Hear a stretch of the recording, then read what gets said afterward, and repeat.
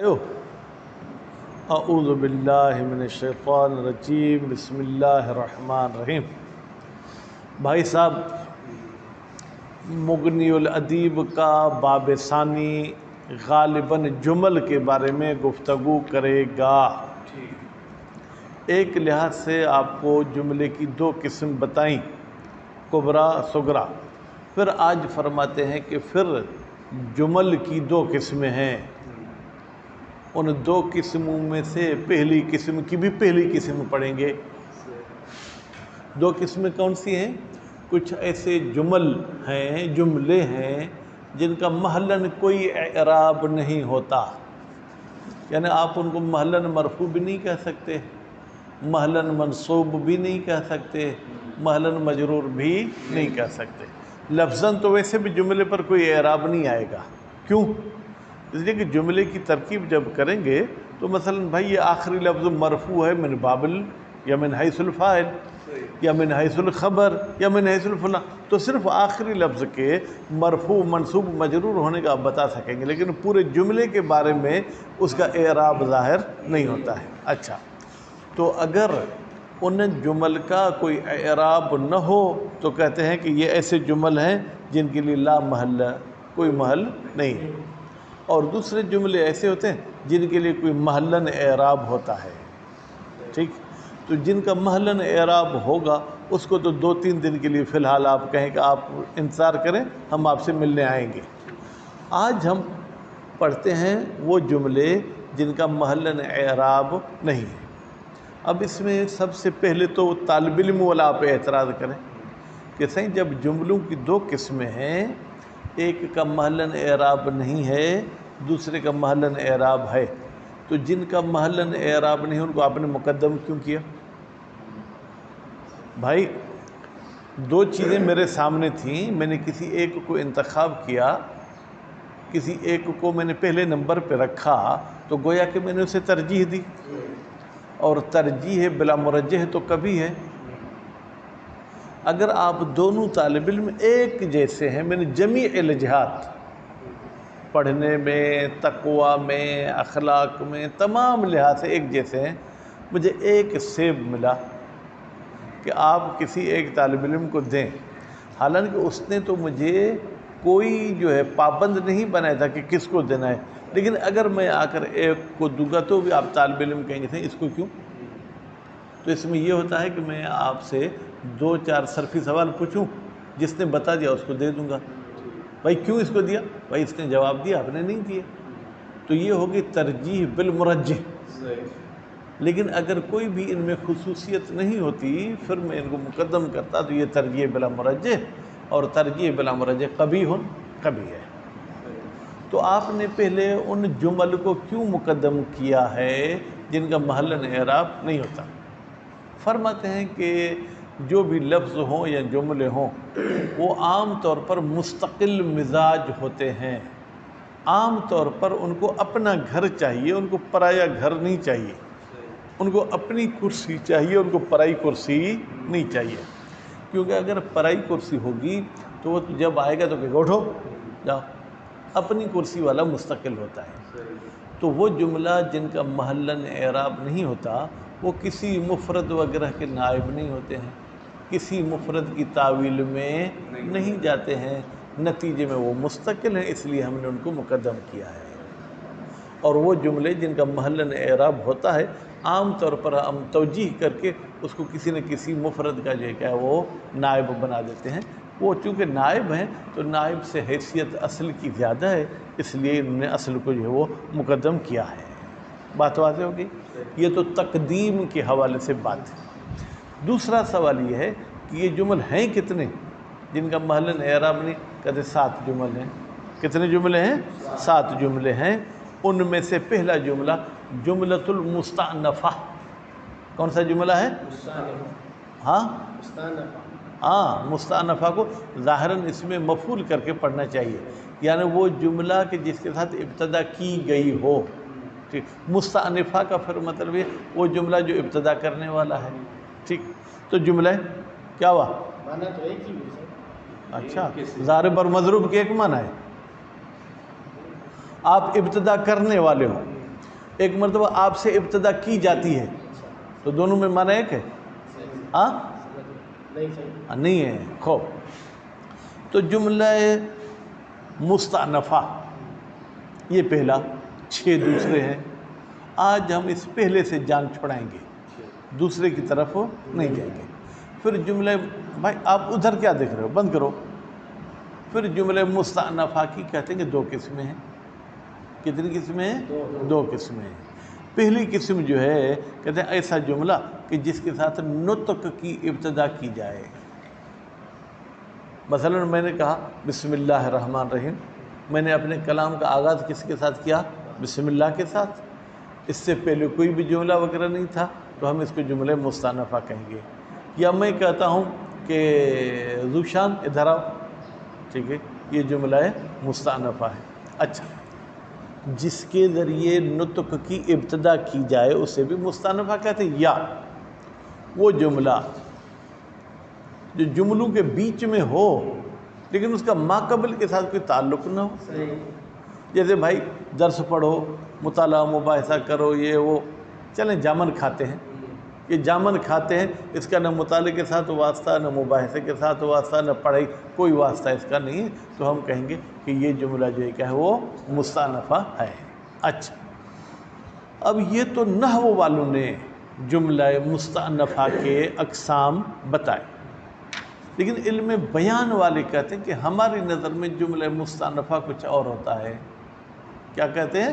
کہ ہمارے نظر میں جملہ مستأنفہ کچھ اور ہوتا ہے. جو سوال مقدر کا جواب ہو اس کو ہم جملہ مستأنفہ کہتے ہیں. مثلا آپ دونوں میرے سامنے ہیں، ٹھیک ہے، آپ میری طرف بار بار گھور گھور کے دیکھ رہے ہیں، میں کہہ رہا ہوں بھائی آج کچھ نہیں ملے گا. ان کے نظر میں یہ جملہ مستأنفہ ہے. یعنی گویا کہ آپ کے آنکھوں میں جو سوال گھوم رہا تھا اس کا میں نے اس طریقے سے جواب دے دیا. اس کی مثال جو ہے کیا ہم یہاں پر پڑھیں گے. پھر تنبیہات میں تقریباً جو ہے جناب یہ آپ کو جو ہے کیا ہے جناب پہلی تنبیہ بتائیں گے اور اس کے ساتھ ساتھ چند مثالیں بھی بتائیں گے کہ یہ ایسی مثالیں ہیں جہاں پر جملے کو ایک عینک پہن کے دیکھیں گے تو مستأنفہ ہوگا، دوسری عینک پہن کے دیکھیں گے تو مستأنفہ نہیں ہوگا. جس طریقے سے کل وہ آپ نے جملہ اسمیہ اور فعلیہ والی بات بھی پڑھی تھی. آتی ہے، اگر آتی ہے کو آپ فعل مضارع مانیں گے تو اس کا نام کچھ اور ہو جائے گا. اگر آتی کو آپ اس میں فاعل کا صیغہ مانیں گے تو اس کا مطلب کچھ اور ہو جائے گا. تو اب یہ مثالیں پڑھیں، زیادہ پیچیدہ نہیں ہے کہ میں خواہ خلاصے میں آپ کا ٹائم لوں. بسم اللہ الرحمن الرحیم. الجمل التی لہا لا محل لہا، وہ جملے جن کی کوئی محل نہیں ہے. کس لحاظ سے محل نہیں؟ من الاعراب. بھائی نحوی جو ہے وہ بحث ہی کرتا ہے من حیث الاعراب والبناء، ٹھیک ہے، وزن کی تو بات نہیں کرتا، ٹھیک، چھوٹے بڑے گوشت کی بات نہیں کرتا. ٹھیک. وہی سبع، وہی کی ضمیر کہاں جائے گی بھائی میرے؟ احسنتم. وہ جملے کتنے ہیں حاجی صاحب؟ 7 ہیں. وَبَدَأْنَا بِهَا، اور ہم نے ابتدا کی بہا، ان جملوں کے ساتھ جن کی محل نہیں. کیوں؟ لِأَنَّهَا، اس لیے کہ یہ جملے لم، اب دیکھیں حل یا حلو کہیں گے تو لم تحل، ٹھیک ہے، محل مفرد، یہ مفرد کی جگہ پر حلول نہیں کرتے، مفرد کی جگہ نہیں رکھے جاتے، مفرد کے قائم و مقام نہیں ہوتے. مثلا جیسے ان مصدریہ کی ابھی میں نے آپ سے بات پوچھی، وہ بظاہر فعل پر داخل ہوتی ہے، اس فعل کا فاعل بھی ہے لیکن اس کو تعویل مفرد میں لے جاتی ہے. عجب تو ان تقوم، ٹھیک ہے، تو بیٹا یہاں ہوگا عجب تو من قیامک، ان تقوم کو قیام کی معنی میں لے گیا، اور پھر جو اس میں انت کی ضمیر تھی اس کو بھی کاف کی صورت میں لے آیا، قیام کو مضاف کیا کاف کی طرف، المضاف والمضاف الیہ کلمۃ واحدہ، نتیجے میں جملہ نہیں ہوا بلکہ مفرد ہوا. وذالک، بھائی ذالک کا اشارہ کہاں جائے گا؟ عربی کا لفظ اگر کہیں عدم حلول، عدم حلول الجملت، ٹھیک ہے، محل مفرد، الاصل فی الجمل، جملوں کی اصلی حالت یہی ہے، جملے اصل اس لیے بنائے گئے تھے کہ وہ کسی مفرد کی جگہ پر حلول نہ کریں۔ فالأولا، اولا نہیں پڑھنا بھائی، فالأولا، ان 7 میں سے پس پہلا کیا ہے؟ المستأنفۃ، جملہ مستأنفہ ہے، وہی نوعان، مستأنفہ کی کتنی قسمیں ہیں؟ 2 قسمیں۔ اب ایک سوال پوچھوں، مبتدا اور خبر میں مطابقت ہونی چاہیے یا نہیں ہونی چاہیے؟ حاجی صاحب ہونی چاہیے۔ اچھا، یہ مفرد ہے، نوعان تثنیہ ہے، تو پھر جب خبر کیا ہو؟ جامد ہو، تو اس میں مطابقت ہونا شرط نہیں ہے، ایک بات۔ پھر خبر میں ایک رابط بھی ہونا چاہیے جو مبتدا کی طرف پلٹے، وہ بھی مشتق کی صورت میں ہے، جامد کی صورت میں رابط کا ہونا بھی ضروری نہیں، جیسے الکلمۃ لفظ، لفظ خبر ہے لیکن کوئی ہو وہی کی ضمیر اس میں نہیں ہے۔ احدہما، ہما کی ضمیر جائے گی کہاں ذوشان صاحب؟ شاباش، ان 2 نوع میں سے پہلی نوع، ٹھیک ہے، حالانکہ پہلی بھی نہیں بلکہ ایک، ان 2 میں سے ایک، الجملۃ المفتتح بها النطق، نطقوں کو میں نے مرفوع پڑھ دیا، ذوشان صاحب اس کی علت بتا سکتے ہیں؟ اچھا، کس کی صفت ہوگی؟ ہاں ہشام صاحب بتائیں تو ٹافی کے پیسے دوں۔ ہاں ہاں، کس کی؟ نہیں، المفتتح کا بھائی میرے نائب فاعل ہے، المفتتح بها النطق، جس کے ذریعے افتتاح کیا جائے، کس کا؟ نطق کا، بولنے کا۔ مفتتح اس میں مفعول ہے، اس میں فاعل کو فاعل چاہیے، اس میں مفعول کو نائب فاعل چاہیے۔ کقولک ابتداءً، اب ابتداءً اگر مجھ سے پوچھیں کہ کیوں منصوب ہے، میں نہیں بتاؤں گا کیونکہ میرے ذہن میں نہیں ہے۔ جیسے تیرا قول ہے ابتداءً، یعنی شروع میں ہی آپ بولتے ہیں، اس سے پہلے کوئی جملہ نہیں بولتے۔ زید قائم، زید کھڑا ہے، یا یہاں پر جو آپ لوگوں کی خوشی، آپ لوگوں کی سب پوری دنیا کی، وہ پیسے والا آ گیا، تنخواہ والا آ گیا، ٹھیک ہے، یہ جملہ مستأنفہ ہے۔ وَمِنْ ہو، من ہو کی ضمیر کہاں جائے گی بھائی میرے؟ احد میں سے، اس ایک میں سے کیا ہے؟ الجمل المفتتح بها الصور، وہ جملے ہیں جن کے ساتھ ابتدا کی جاتی ہے صورتوں کی۔ بسم اللہ کو اگر الگ بھی مان لے فرض، الحمدللہ رب العالمین، یہ جملے مستأنفہ ہو جائے گا۔ وثانی، مستأنفہ کی انہوں نے کتنی قسمیں بتائیں آپ کو؟ 2، ان میں سے دوسری کیا ہے؟ الجملۃ المنقطعۃ اما قبلہا، وہ جملہ ہے جس کو کاٹا گیا ہو اپنے پہلے والے سے، ما قبل ہا کی ضمیر وہی جملہ کی طرف جائے گی، جیسے قل، تو کہہ دے، سأتلو، سأتلو کون سا صیغہ ہے؟ آغا صاحب کون سا صیغہ؟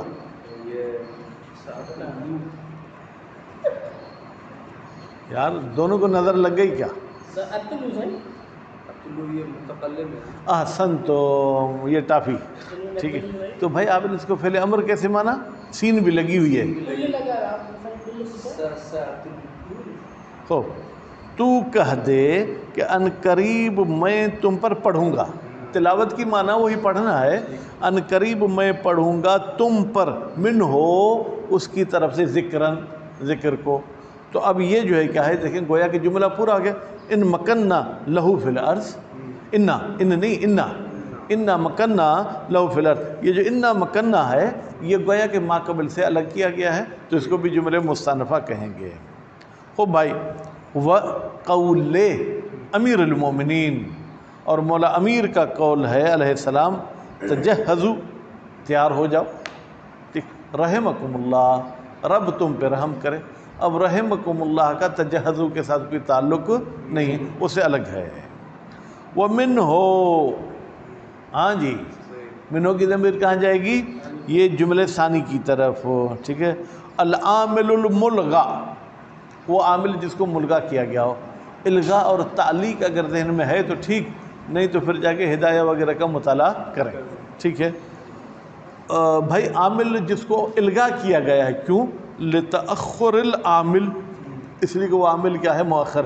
اگر مقدم ہوتا تو عمل کرتا، مؤخر اس لیے وہ ملغا ہے. جیسے زید قائم، خود یہ بھی جملہ مستأنفہ ہے اس حوالے سے کہ ہم نے اس کے ساتھ نطق کی ابتدا کی ہے. پھر اظنو، یہ جملہ ہے یا نہیں ہے ذوشان؟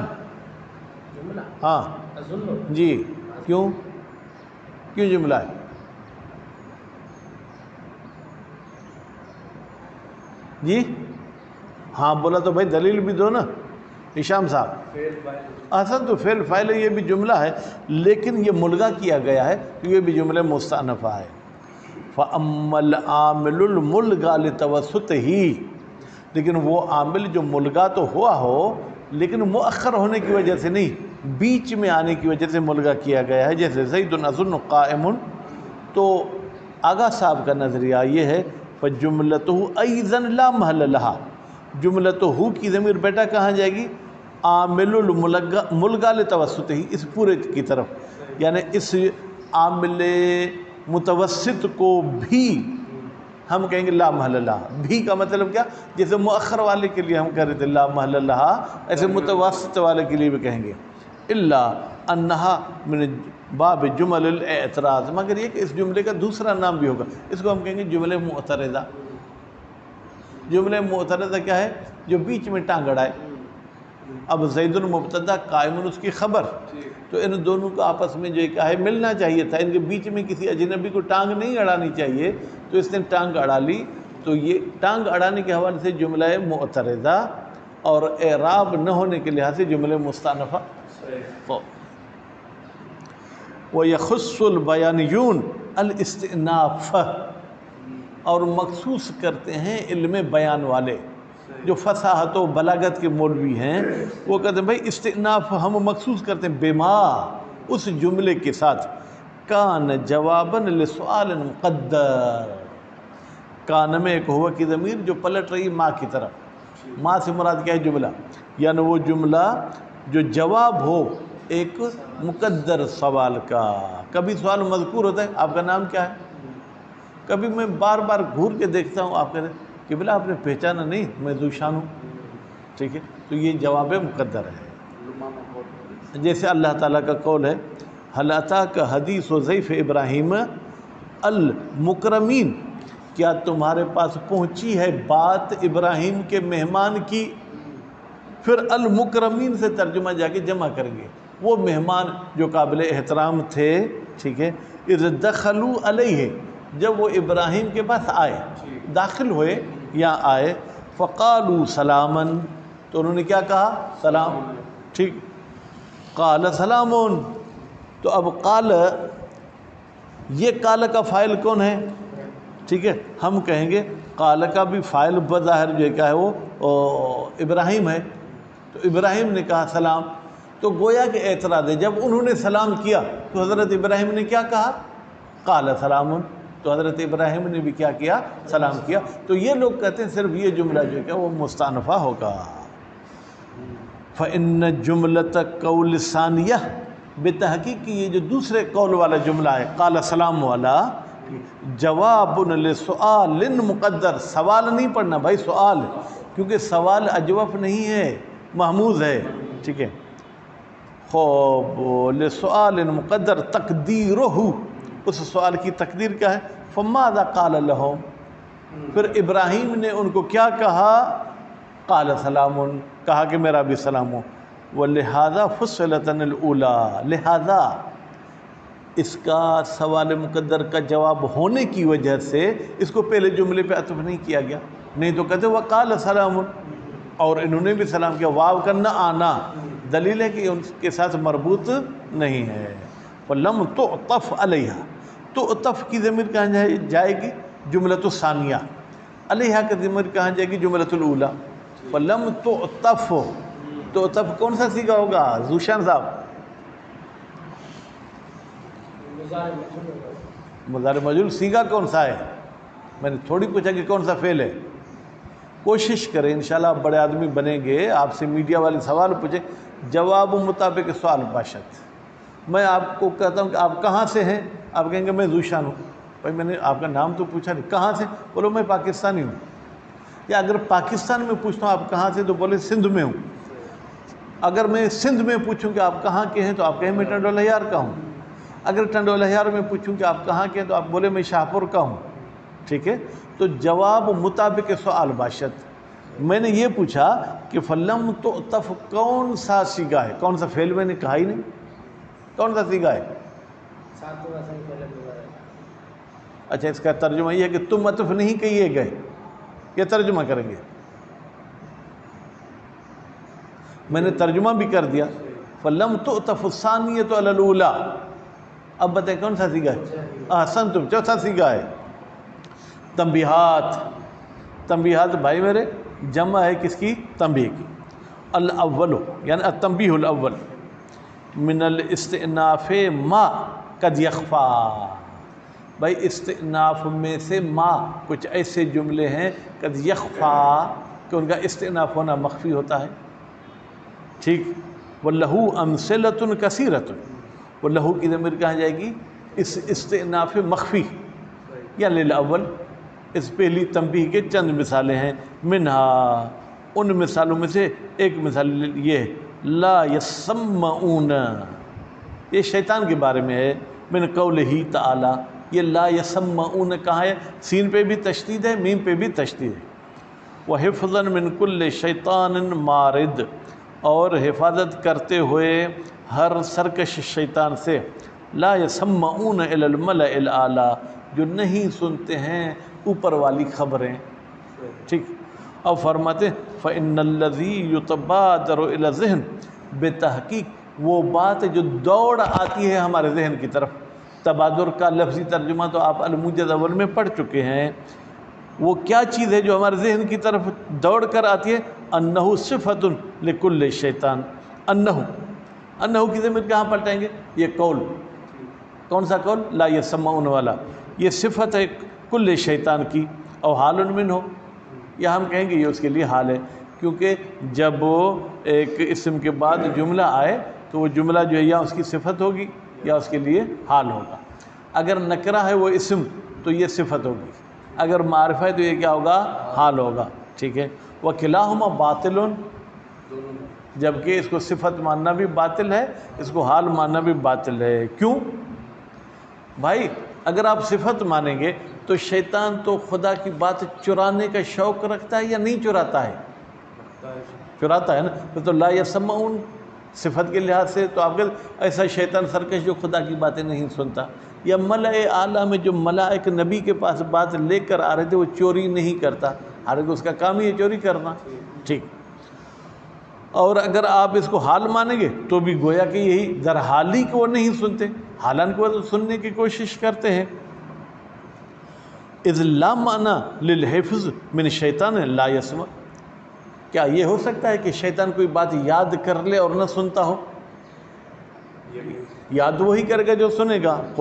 وَإِنَّمَا هِيَ لِلْإِسْتِئْنَافِ النَّحْوِي. وَإِنَّمَا هِيَ کو اب ضمیر مونس بنا دیا. اب پھر آیت کی طرف پلٹائیں یا جملے کی طرف. بے تحقیق یہ جملہ جو ہے استئناف نحوی ہے. ٹھیک ہے. کیوں؟ اس لیے کہ اس کو گویا کہ ما قبل والے جملے سے منقطع کیا گیا ہے. وَلَا يَكُونُ اسْتِئْنَافًا بَيَانِيًّا، استئناف بیانی بھی نہیں ہوگا. کیوں؟ لفساد المعنی ایضاً، اس میں بھی معنی جو ہے کیا ہے وہ فاسد ہوگی. مثلا سوال یہ مقدر تھا کہ شیطان کیا کرتے تھے، آپ کہتے ہیں نہیں سنتے تھے، تو یہ معنی گڑبڑ ہے. فَإِنْ قُلْتَ أَجْعَلُهَا حَالًا مُقَدَّرَةً. اب بیٹا دیکھیں قلت کو اجعلها بھی کہہ سکتے ہیں، اجعلها بھی کہیں تو بھی کہہ سکتے ہیں میرے سمجھ میں. ٹھیک ہے. فَإِنْ قُلْتَ اگر تو کہے اجعلها، میں اس جملے کو قرار دیتا ہوں حال مقدرہ، تو یہ ترجمہ مناسب ہوگا. ٹھیک ہے. اے وحفظا من کل شیطان مارد مقدرا عدم سماع، در حالی کہ میں تقدیر میں رکھتا ہوں کہ وہ نہیں سن رہا تھا. ٹھیک ہے. کہتے ہیں کہ بھائی یہ آپ کیسے تقدیر میں رکھتے ہیں؟ بعد الحفظ، اس نے یاد کر لیا، اب پھر آپ کیسے اس کے عدم سماع کی بات کر رہے ہیں؟ یعنی میں فرض کرتا ہوں کہ وہ نہیں سن رہا تھا. ادھر حفظ آپ نے خود کہہ دیا کہ اس کو حفظ ہو چکا، تو حفظ کرنے کے بعد نہیں سنے یا سنے اس کا تو کوئی فائدہ نہیں ہے.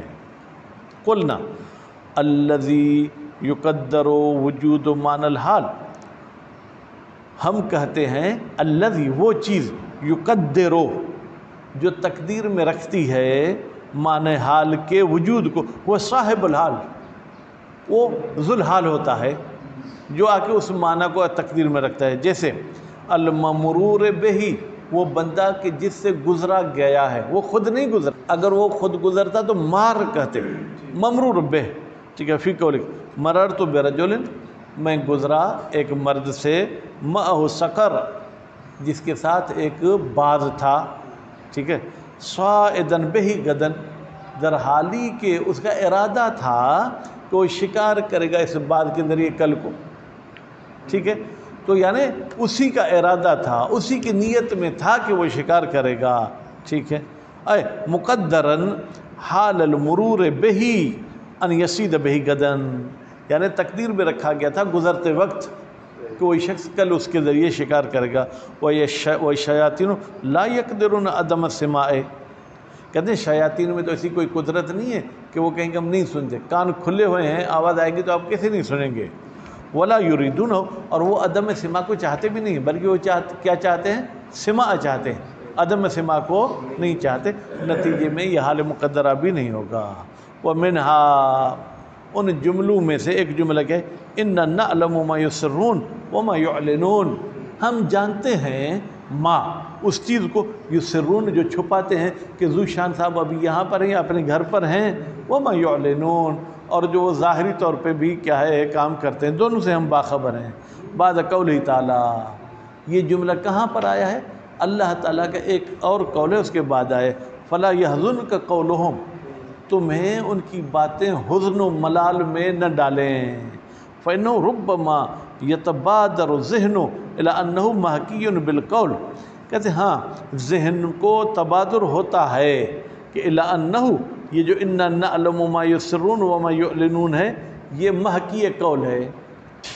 کیا مطلب؟ فَلَا يَحْزُنْكَ قَوْلُهُمْ، تمہیں ان کی بات حزن میں نہ ڈالے. وہ ان کا قول کیا ہے؟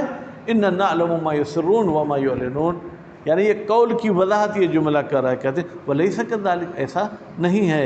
لِأَنَّ ذَلِكَ لَيْسَ مَقُولًا لَهُ، اس لیے کہ إِنَّا نَعْلَمُ یہ اللہ کا کلام ہے، ان کا قول نہیں ہے کہ اس کو آپ کہیں کہ یہ محکی قول ہے.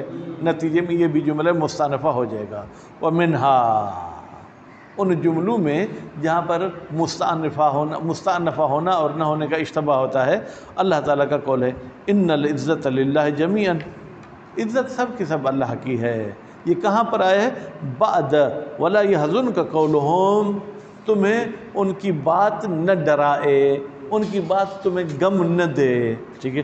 وہی کلتی قبلہ، بھائی وہ خبیث جو رسول کو بھی حسن میں لانا چاہتے تھے، وہ تو تھوڑی کہیں گے کہ عزت اللہ کی ہے. یہ مقولہ قول نہیں ہے. جب مقولہ قول نہیں ہے تو یہ جملہ مستأنفہ ہو جائے گا. البتہ اب ایک بات پھر مستأنفہ یا مستأنفہ، یہ آپ دیکھیں کہ یہ باب لازم ہے یا متعدی. اگر لازم ہے تو پھر مستأنفہ ہوگا. ٹھیک ہے. اگر متعدی ہے تو پھر مستأنفہ ہوگا. یہ آپ کا کام ہے. صلی اللہ علی محمد و آل محمد.